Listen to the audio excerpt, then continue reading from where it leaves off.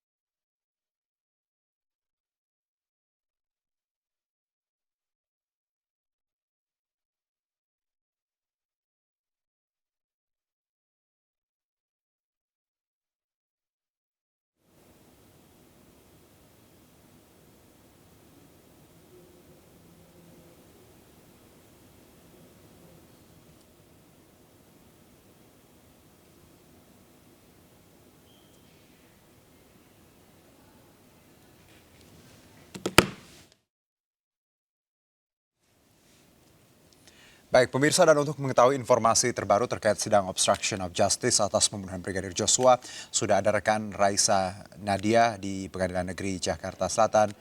Nadia, apa poin-poin menarik dari sidang hari ini?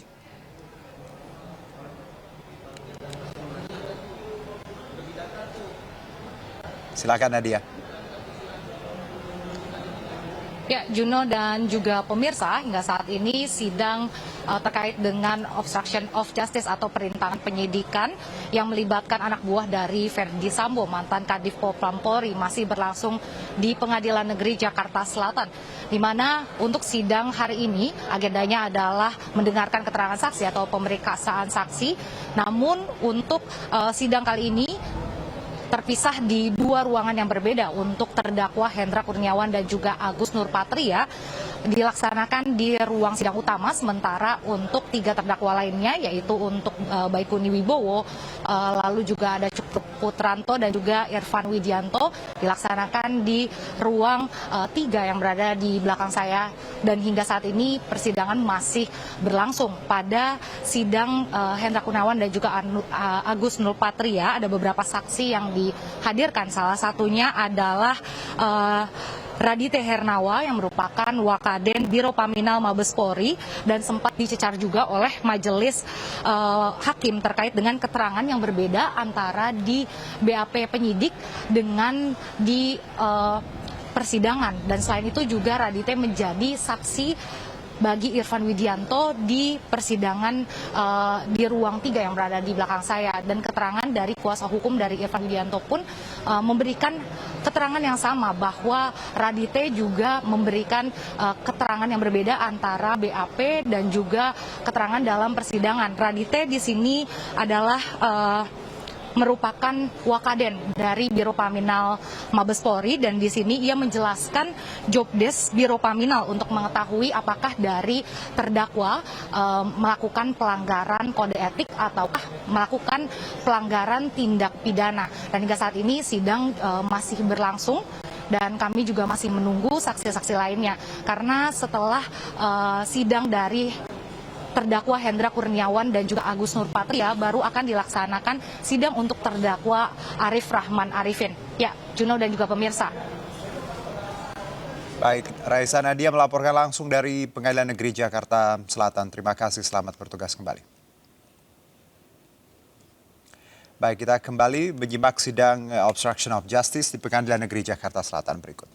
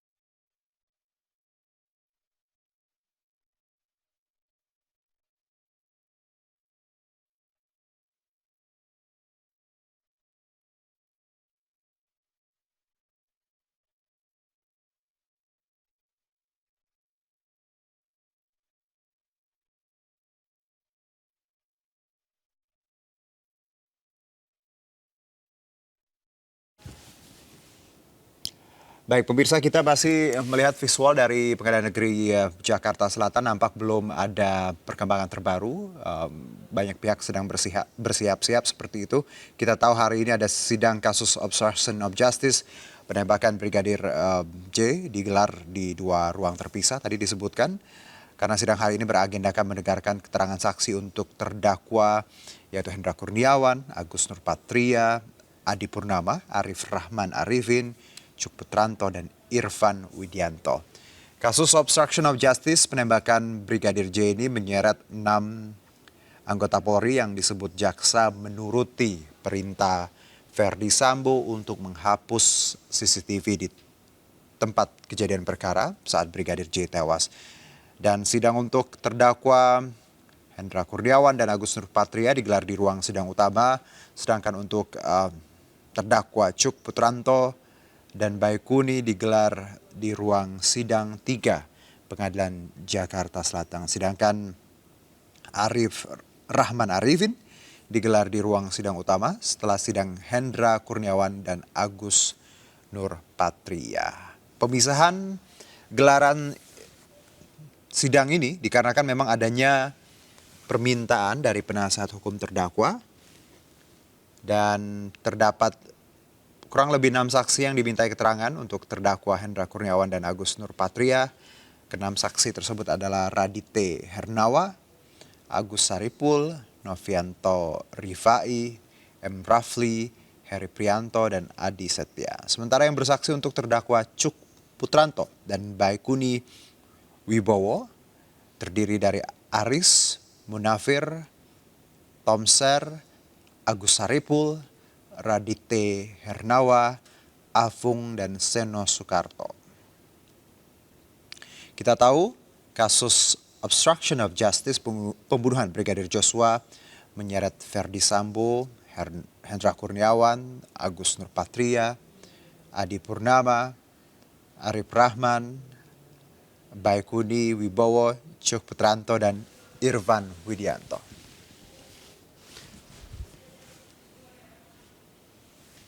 Apa ini yang di YouTube itu? Gimana? Udah beredar-beredar di YouTube itu ini? Lain? Saya kurang paham ini, yang mana yang beredar di itu. Lebih tahu mereka soalnya, aneh juga ini.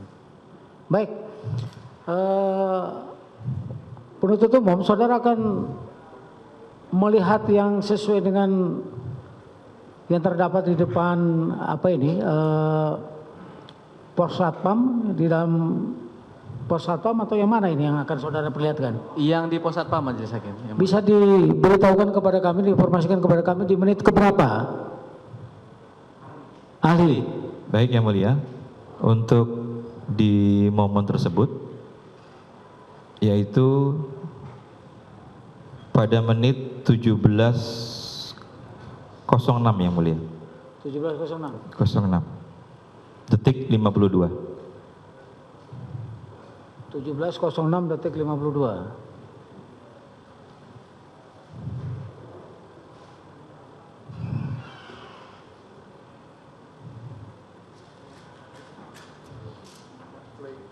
Silakan di play.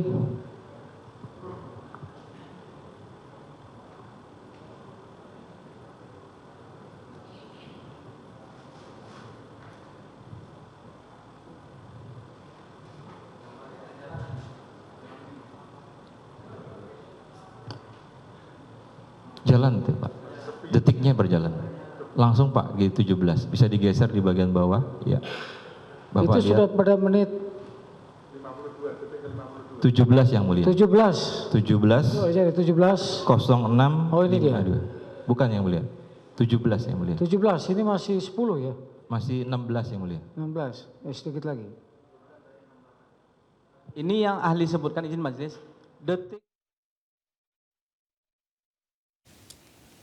Baik, tadi kita sudah simak visual terbaru dari Pengadilan Negeri Jakarta Selatan terkait sidang hari ini yaitu obstruction of justice. Dan untuk membahas jalannya sidang hari ini kita terhubung dengan pakar digital forensik Ruby Alamsyah. Assalamualaikum, selamat sore Pak Ruby. Waalaikumsalam, selamat sore. Ya, terima kasih sebelumnya. Saya tahu hari ini agak padat, kita berbincang sebentar Pak. Kita tahu sidang hari ini menghadirkan saksi, salah satunya dari pakar digital forensik. Anda, ranahnya, bagaimana tanggapan Anda? Mohon maaf, kebetulan saya tidak mengikuti sidang tadi. Ada yang bisa disampaikan dari ahli tadi?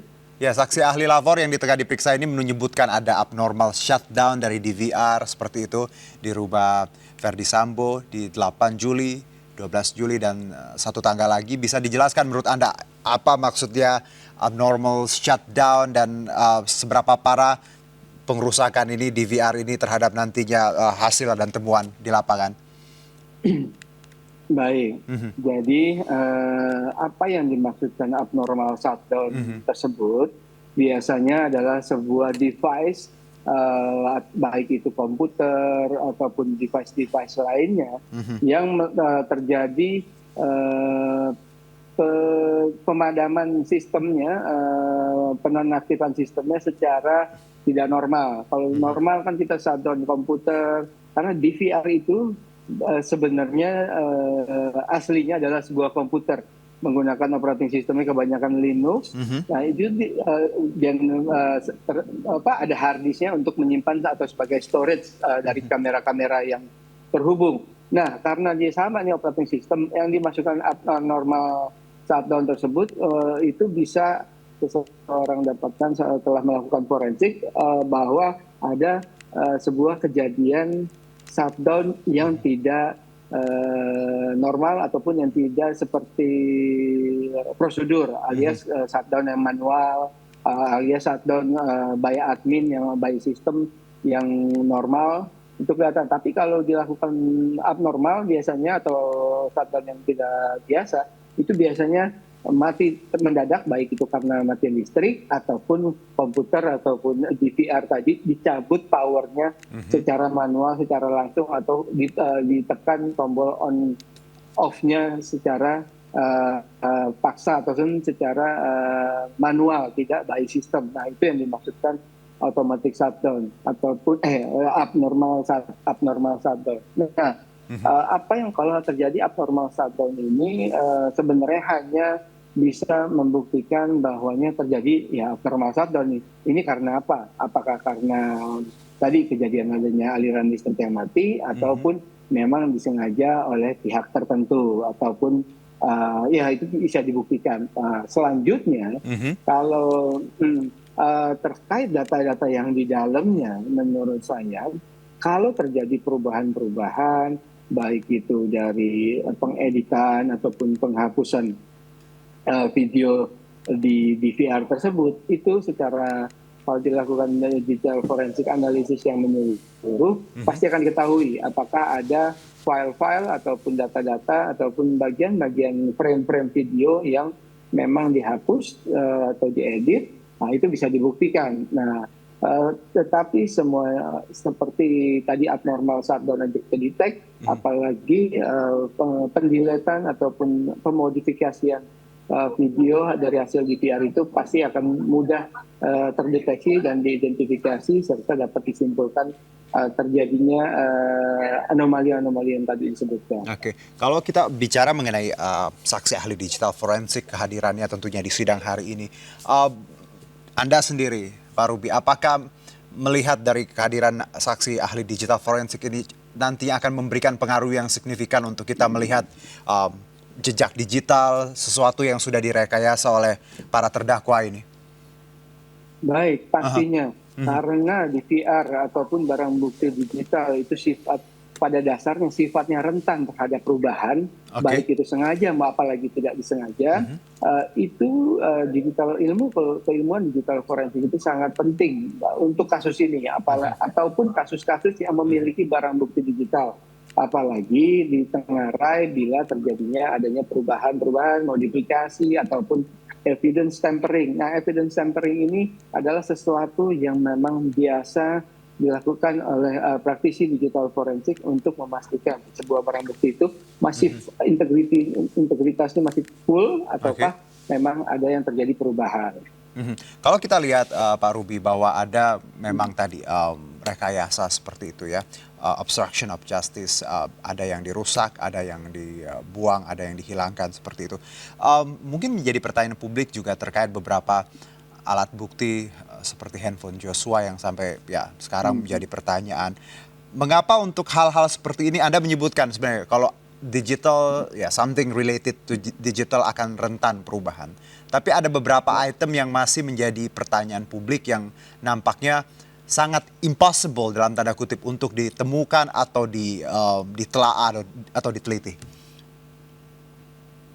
Baik, jadi sebenarnya barang bukti digital, apalagi sebuah mobile phone, sebuah smartphone, itu walaupun misalnya hilang, akan sangat tergantung kebutuhan datanya. Baik. Data apa yang dibutuhkan di handphone tersebut. Lalu handphone tersebut itu pakai akunnya apa? Ada di cloud kah? Datanya masih ada di cloud kah atau tidak? Nah, data-data yang dibutuhkan itu apakah masih ada di cloud? Jadi belum tentu data yang dibutuhkan di handphone itu kita perlu mengakses handphone secara penuh. Belum tentu. Berarti mungkin kalau pemahaman orang sekarang Pak Ruby ada iCloud seperti itu ya? Ya, kalau di iOS atau di Apple device itu ada iCloud. Kalau di Android pun ada ada cloud-nya dari Gmail, dari akun Gmail kita. Semuanya jejak-jejak itu tidak hanya murni di handphone. Nah, kecuali dia memang pakai handphone yang bukan smartphone gitu ya, mungkin jejaknya tipis. Tapi kalau smartphone yang kita, dan kebetulan kita ketahui di smartphone, masih banyak cara untuk mendapatkan data yang dibutuhkan selama kita tahu data tersebut apa saja yang dibutuhkan dan data itu ada di mana saja. Nggak melulu harus di handphonenya. Oke. Kalaupun mau mencari handphonenya, saya yakin mestinya penyidik kalau dikasihkan waktu dan resource yang cukup, saya yakin mereka bisa menemukan dengan proper. Karena pengalaman kami belasan tahun bantu penegak hukum, mereka luar biasa. Baik. Tapi Pak Ruby, bicara ya, let's say handphone ini ya, selain tadi CCTV, do we really need the fisiknya, atau sebenarnya memang tadi fisiknya kita nggak perlu kalau untuk kasus ini, bisa mengakses tadi melalui iCloud atau jejak digital lainnya. Kalau dari pandangan Anda? Yes. Baik, menurut saya belum tentu perlu 100% device-nya, tergantung kebutuhan data yang dimaksud. Oke. Nah, termasuk message ya Pak Ruby ya? Seperti teks, chat message. itu? Termasuk message, even WhatsApp sekalipun itu termasuk. Jadi itu masih banyak cara tanpa device-nya seseorang ataupun penyidik itu bisa mendapatkan data di handphone target. Ya hanya perlu fisiknya 100% baru bisa melakukan forensik. Banyak cara apalagi semakin banyak aplikasi yang memang selalu menyimpan data secondary-nya di cloud. Baik, kita tahu Pak, tadi DVR dirusak, seperti direkayasa. Kita lihat juga beberapa tampilan yang beredar di media ya, bagaimana rekaman CCTV tersebut tadi juga ada ditampilkan, kemarin juga ditampilkan. Selain kita fokus kepada CCTV Pak Ruby ya, apakah kita punya tools lain untuk men-trace? Saya kalau tidak salah pernah berbincang juga dengan Pak Ruby terkait bagaimana kita men-trace sebenarnya e-payment, tol, anything yang kita misalnya digital payment, hal-hal ini juga jadi bisa pendukung nggak sih Pak Ruby sebenarnya ketika kita tahu bahwa CCTV dan hal-hal lain sudah dibuat, sudah direkayasa seperti itu?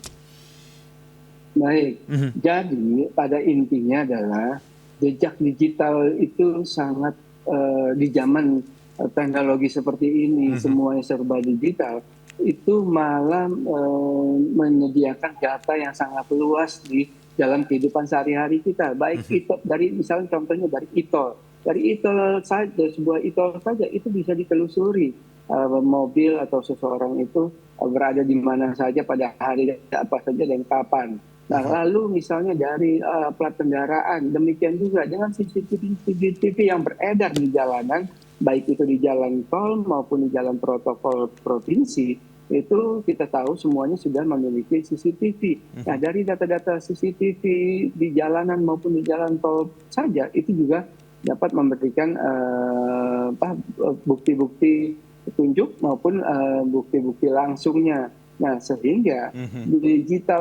digital trail terkait sebuah kasus itu akan sangat tergantung kasus itu sendiri. Di mana apa yang perlu dilakukan pinter-pinternya penyidik untuk mencari jejak digital yang dengan optimal. Oke, jadi sebenarnya banyak sisi juga bisa kita manfaatkan ya Pak Ruby ya secara maksimal untuk tadi selain CCTV. Tapi Pak Ruby, kita tahu bahwa sidang ini seperti Anda tadi sebutkan bahwa tidak terlalu menyimak di awal. Kita sangat paham karena kita tahu sudah berlarut-larut, berputar-putar seperti itu dan membuat ya masyarakat pun media juga kita agak ya sudahlah gitu ya. Apa yang perlu menurut Anda ya yang harus sangat dipertimbangkan hakim terkait tadi dari sisi forensik, digital, ketika semuanya sedang digali ya, hal apa yang menurut Anda yang harus di-highlight untuk nantinya hakim bisa mempertimbangkan dan memberikan keputusan yang maksimal? Baik, saya sangat mengharapkan hakim dapat benar-benar teliti, komprehensif dalam menanyakan segala sesuatu yang sudah ada di BAP maupun yang disampaikan oleh ahli. Sehingga seperti hakim menanyakan kepada saksi-saksi lainnya yang saya perhatikan sebelum sidang ini, itu hakim sangat detail, sangat komprehensif dalam melakukan penggalangan informasi yang lengkap, baik itu dari BAP maupun kesaksian orang langsung, baik itu saksi fakta maupun saksi ahli. Nah, disitulah di saksi ahli barang bukti digital ini hakim harus selengkap-lengkapnya menanyakan untuk sesuatu, baik yang misalnya, mohon maaf, hakim belum terlalu paham, baik itu di dunia IT ataupun spesifik di dunia DPR. Jadi hakim Baik. harus benar-benar sangat menanyakan yang benar-benar sangat detail sampai dia benar-benar paham, baik itu maksud dari saksi maupun dari fakta-fakta yang dilihat oleh hakim itu sendiri, sehingga hakim dapat mendapatkan informasi yang sangat-sangat lengkap dan yang paling benar. Baik. Dengan kata lain, pemahaman teknologi ya dan tadi digital harus dipahami hakim juga, karena pastinya ini jadi bahan pertimbangan untuk mengambil keputusan. Pak Ruby, terima kasih atas obrolan singkatnya. Selamat beraktivitas kembali, salam sehat. Selamat.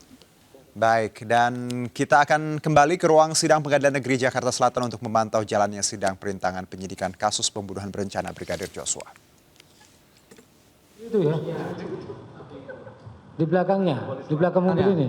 Di belakangnya tuh majelis, yang pagar hitam tuh majelis. Ada mobil di belakang mobil tuh majelis.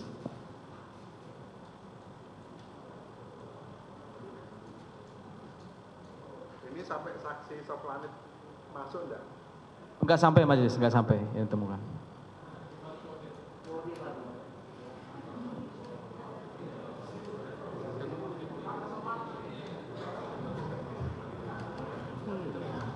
Sampai majelis rupanya. Sampai Soplanit datang majelis. Sampai Soflanit masuk ya? Oh, dipanggil si Kodir itu ya?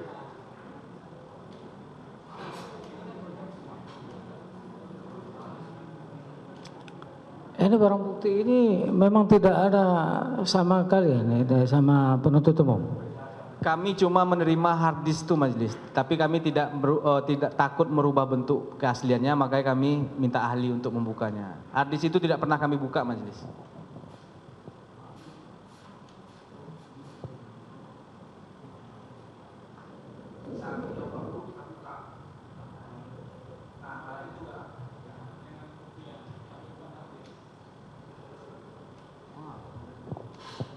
Karena barang bukti kopian biasanya kan ada kopian ke flash disk, itu tidak ada di perkara ini, cuma yang aslinya majelis yang kami ada.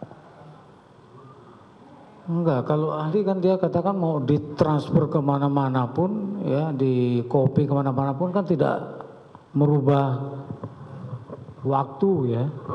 Tidak yang mulia, hanya merubah access date yang mulia. Akses adalah memplay yang mulia.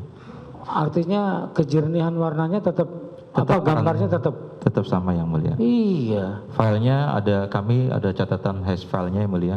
Itulah adalah metode uji di forensik, adalah fitur matematika satu arah yang melakukan verifikasi terhadap sebuah file. Jika mengalami perubahan maka nilai hash tersebut berubah yang mulia.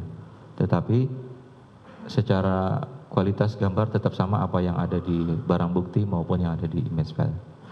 Maksudnya begini, kalau ketika ini diserahkan kepada penuntut umum kemudian kita tanpa harus menunggu saudara, ya, itu kan bisa kita lihat tuh. Betul yang mulia. Tadi yang mulia menyarankan untuk dibuat berita acara proses pengkopiannya, disaksikan oleh PH. Enggak apa-apa.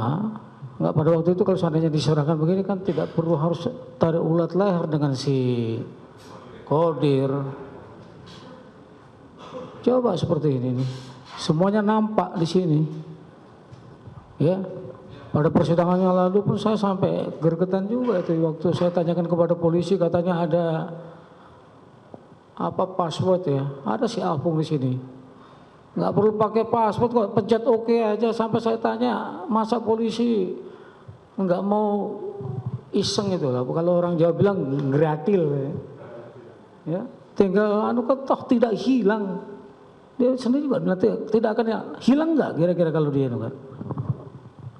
Kalau dia terpasport ya, tapi sebenarnya dia tidak tahu kalau itu terpasport. Cuma ada pertanyaan tinggal dijawab oke atau gitu. Betul ya mulia. Ada beberapa DVR yang artinya ketika itu kita pencet oke hilang nggak gambarnya? Tidak. Sama dengan saksi kemarin waktu kita dengar keterangannya begitu. Lah kok jaksa ikut-ikutan? Takut bahwa ini, takut nanti barang bukti ini nggak sama. Ya, beliau ini megang perkara Napoleon Bonaparte dari awal di setel terus di sini. Betul. Saya ahlinya juga yang mulia. Gitu mulia. Nggak ada kekhawatiran hilang dia. Trauma sebenarnya.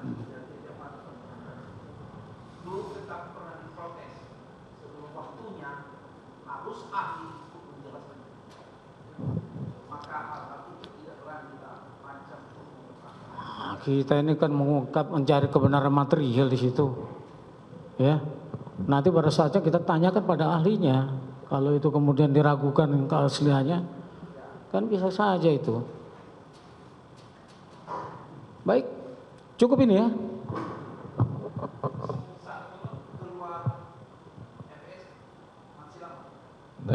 Menurut DBA sampai 17. Oh mobilnya ya Pak? Saya akan Mobilnya baca. berangkat.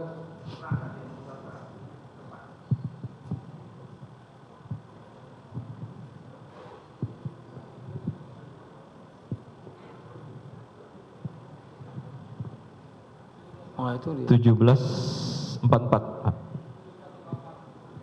17.44 masih Pak. 17.47 mobil hitam.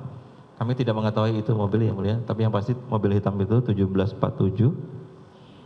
Masih ada yang mulia 17.47, masih 17.47, 47.35, 48 masih yang mulia.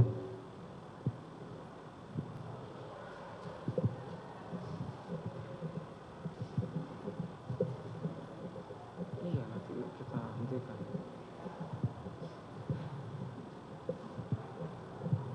Ini sebenarnya nggak lama, nggak lama. Nanti mau nanya apa sih? Sampai 18.00 di akhir mobil tersebut masih yang mulia. 15, 18.00 waktu CCTV yang mulia. 18, langsung aja ditarik lah ya. Siap. Ke 18.00. 00. Mulia.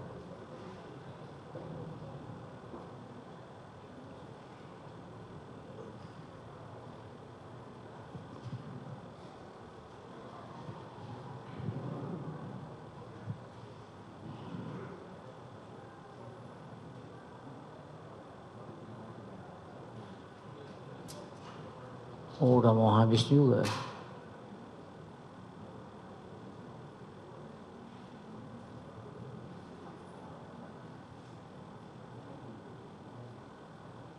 Mobil putih itu punya siapa itu?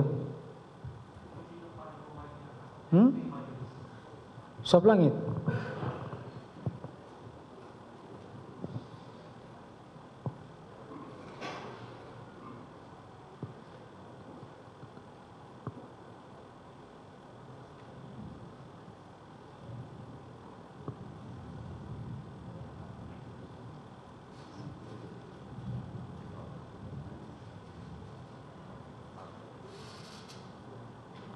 Barang bukti lain selain dari ini nggak ada.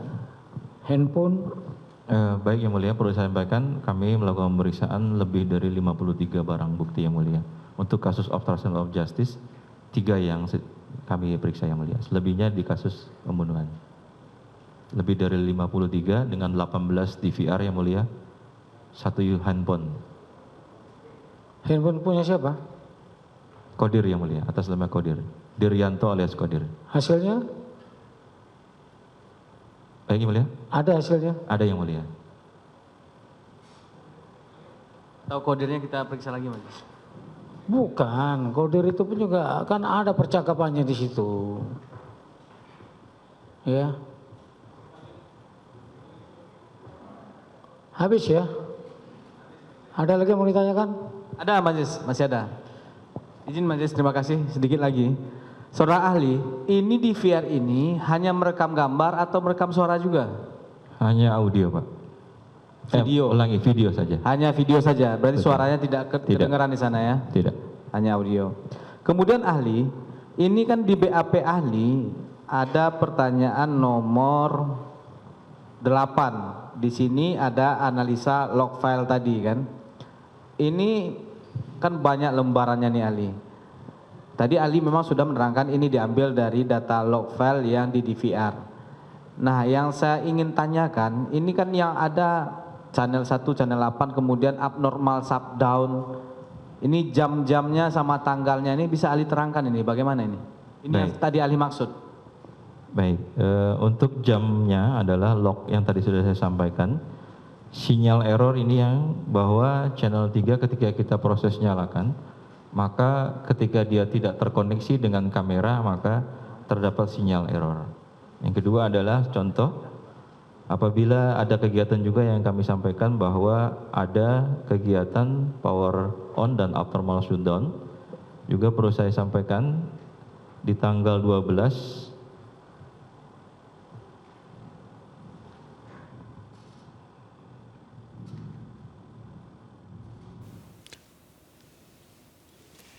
Ya, kita sedang menyaksikan sidang obstruction of justice dari kasus pembunuhan Brigadir J, dan ini sesi di 16.41.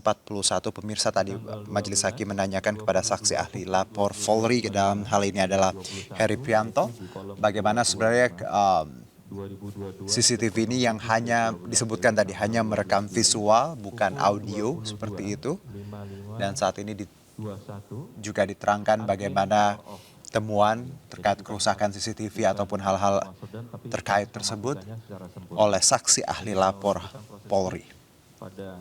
Kita tahu bahwa hari ini sidang digelar di ruangan yang berbeda, ada di ruang sidang utama, lalu juga ada di ruang sidang lainnya, yaitu ruangan sidang terdakwa Cuk Putranto, Baikuni Wibowo, dan Irfan Widianto. Dan hari ini adalah agenda pemeriksaan, salah satunya saksi terkait digital forensik, yaitu saksi ahli lapor Polri Heri Prianto dan Adi Setia. Ahli, berarti intinya yang kalau ada power on kemudian power off itu secara normal mematikannya. betul. Kalau yang ada power on kemudian abnormal shutdown ini yang dipaksa untuk mati tadi. Ya, kami juga adalah proses pencabutan bisa belakangnya dicabut atau listriknya yang di belakang diproses. Lanjutkan yang mulia. Ahli, tadi sudah dijelaskan, saya mungkin cara kerja DVR mungkin. Bisa nggak ahli jelaskan? DVR CCTV. Iya, DVR CCTV. Baik, DVR CCTV adalah digital video recorder yang merupakan media supaya kita dapat melakukan proses perekaman. Dan dia bekerja juga berdasarkan kamera. Ini disebut namanya closed circuit television. Closed circuit television bisa kita bedakan menjadi dua, yaitu analog dan IP kamera. Saat terhubung dengan menggunakan DVR, maka terkoneksi dengan DVR, seluruh rekaman itu secara otomatis akan melakukan rekaman sesuai dengan apa yang user atau inginkan. Lalu melakukan perekaman selanjutnya di dalam hard disk tersebut itu merekam sesuai dengan kapasitas hard disk yang ada di dalam sistem DVR tersebut. Berarti untuk dapat bekerja DVR itu terdiri dari beberapa komponen. Betul. Kamera tadi. Kamera, media penyimpanan media selama masih penyimpan cukup. dan mesin DVR. Mesin DVR. Nah, kalau salah satu komponen ini terganggu, bisa nggak masih berfungsi DVR itu? Bisa. Apa yang misalnya kalau medianya nggak ada atau internetnya nggak ada? Bukan internet, Pak. Maksudnya dari DVR tersebut masih bisa berfungsi. Jika hard disk tersebut tidak terdeteksi, maka masih bisa berfungsi. Tetapi ada peringatan dari sistem yang menandakan dia akan melakukan bunyi secara terus-menerus, error. Bunyi-bunyi beep, Error. beep, error. Berarti- Tapi dia masih merekam, tapi tidak melakukan proses perekaman. Hanya monitoring saja. Hanya monitoring Hanya saja. monitoring saja. Berarti bisa menyebabkan terganggunya sistem elektronik. Betul. Gitu ya. Untuk yang apa, Pak? Mengganggu. Yang kalau tadi DVR itu salah satu ada yang komponennya. Betul. ya. Komponennya akan mengganggu sistem proses perekaman yang ada di Oke. dalamnya. Kalau terkait laptop, pertanyaan saya, laptop itu komponen terdiri dari apa aja?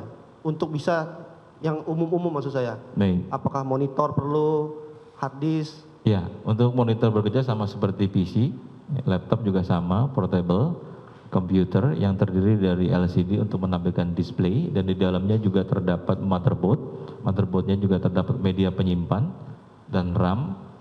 Selanjutnya adalah ada kelengkapan seperti motherboard untuk melakukan sinkronisasi terhadap peralatan yang ada di dalam motherboard tersebut untuk seluruh pekerjaan. Tapi secara intinya ada media storage, ada RAM, dan ada sistem operasi yang berada di dalamnya. Berarti kalau itu pun komponennya satu ada yang tidak ada atau rusak, bisa menyebabkan terganggunya laptop itu Iya, fungsinya, bisa, gitu ya? Betul. Cukup Majelis Hakim yang mulia. Cukup. Ini pertanyaannya akan banyak nggak? Hah? Nggak kami tanyakan dulu. Banyak apa tidak pertanyaannya? Hah? Nggak, kalau mau banyak saya akan tunda dulu karena saya belum sholat asar. Ya, saya batasi sampai Saya sebentar, 5/4. paling nggak lebih dari 3 menit mungkin. 5/4. Ya, oke. Kalau kurang dari itu nanti kita akan lanjutkan setelah maghrib. Sedikit sekali, Ya, silakan. biar cepat aja. Saudara ahli, tadi yang kita tonton itu kan adalah kopi ya, dari kopi ya. Yang terdapat di dalam harddisk eksternal, Pak.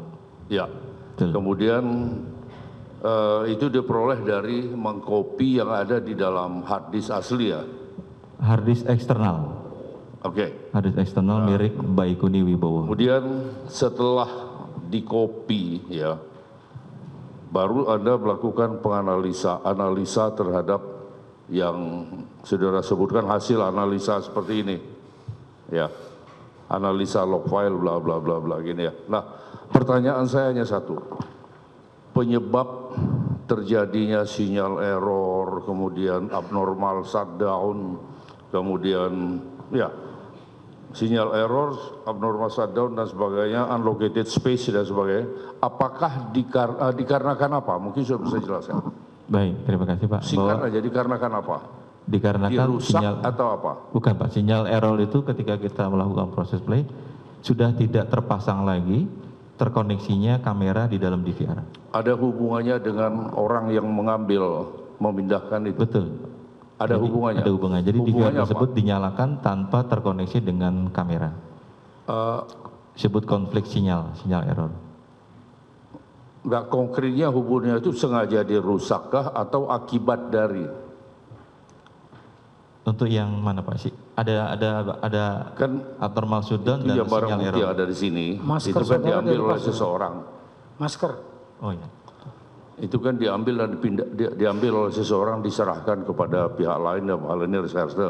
Kemudian saudara periksa kan itu ya. Betul Pak. Nah, sebelum Anda periksa ya, terlebih dahulu ada yang mengkopi kan gitu. Oke, nah kemudian dari hasil pemeriksaan saudara menemukan ada sinyal error, kemudian banyak sekali abnormal shutdown, kemudian terdapat unallocated space dan sebagainya. Pertanyaan saya, penyebabnya sinyal error, kemudian abnormal shutdown, itu penyebabnya apa? Penyebabnya. Ya dikarenakan oleh apa? Kalau abnormal sudah saya sampaikan Pak bahwa proses mematikan secara tidak normal. Tadi bisa mencabut atau mencabut langsung dari power supply-nya. Oke. Sejauh yang saudara lihat, apakah ada unsur kesengajaan dari pihak yang memindahkan ini sehingga menimbulkan akibat itu? Kami tidak bisa menjawab itu ya, karena ahli hanya menjelaskan bahwa abnormal shutdown itu ada jejak log file saja, Pak. Tidak bisa menjelaskan. Ahli sengaja tidak atau tahu ya? Tidak tahu. Cukup ya mulai, cukup. Mas.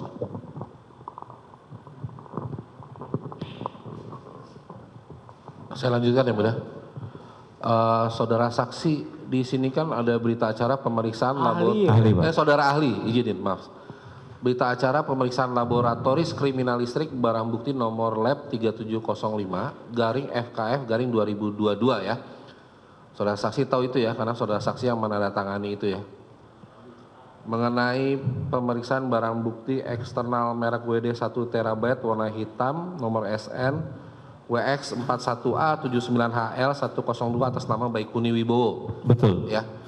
Di lembar surat ini sebelah kanan atas itu ada tulisan status dokumen (2) tidak terkendali. Itu maksudnya apa saudara saksi? Mohon Baik. dijelaskan. Saudara ahli.